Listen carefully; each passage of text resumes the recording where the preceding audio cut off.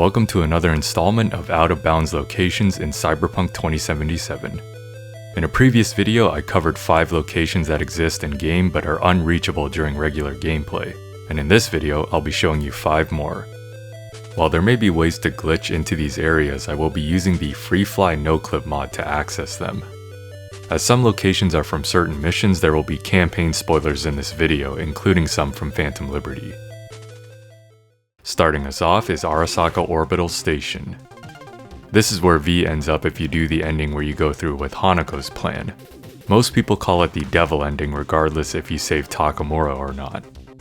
During this epilogue mission, V has Arasaka remove the relic, and while that surgery is successful, V will unfortunately still die soon and is offered to become an engram.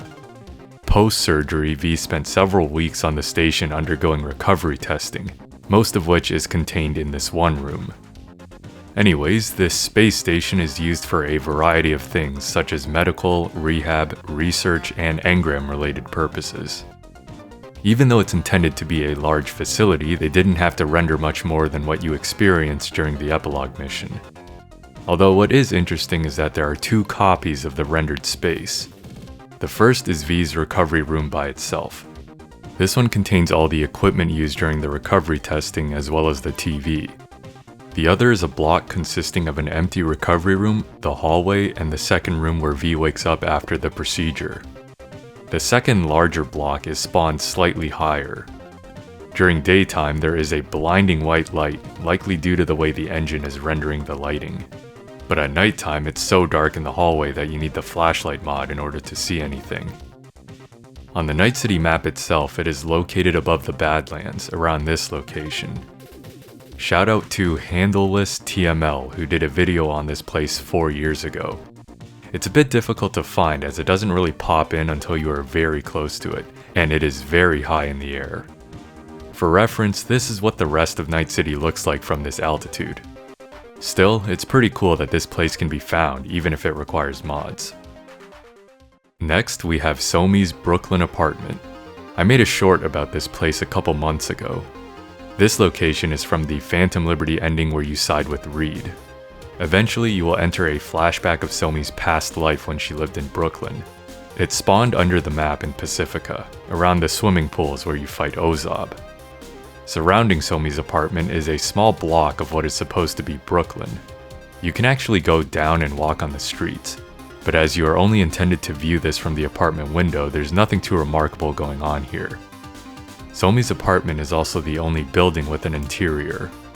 The apartment sadly lacks lighting outside of the mission, so the flashlight mod is necessary to look around. Also, some freaky noises play, likely due to a proximity trigger. There is a small hallway modeled outside of Somi's apartment, which is used for a short scene where Somi's boyfriend enters the room. Another Phantom Liberty location we have is the Edward Kernaghan Military Medical Center, or more commonly referred to by its location, Langley. In the Cyberpunk universe, Langley appears to be directly based on the real Langley, located in Virginia and where the CIA headquarters is located. Only in Cyberpunk it's the FIA instead. Anyways, this is the location of the tower ending, in which the NUSA is able to use the neural matrix to safely remove the relic. V wakes up 2 years later, having spent time in a coma after the procedure.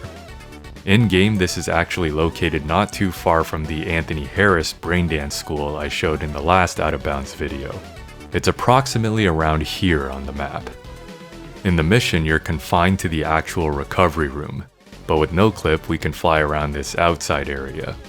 I think they did a good job making it seem like Langley is located on the opposite side of the continent, mainly with the amount of greenery. While Night City is undoubtedly the heart and soul of the franchise, this location does make me wonder about a Cyberpunk story set somewhere else.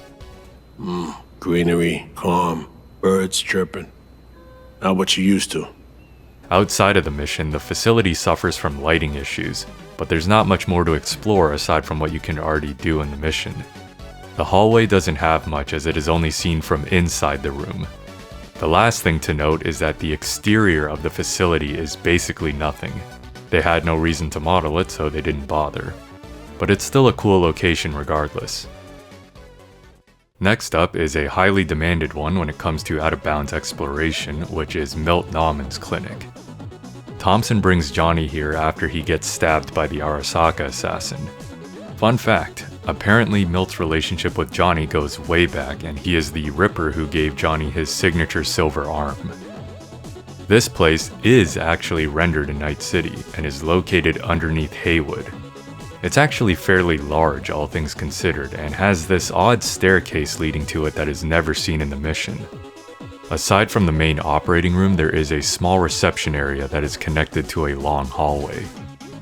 I think a lot of people theorize that this would have been buried somewhere in City Center or in Westbrook like the Atlantis, but unfortunately it does not exist on the Night City map.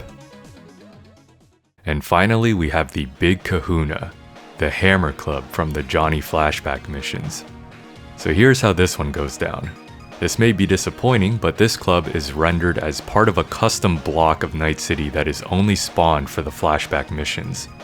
The block itself is located in the Badlands. When you come to this area outside of the mission, you can find a giant hole near where it's supposed to be.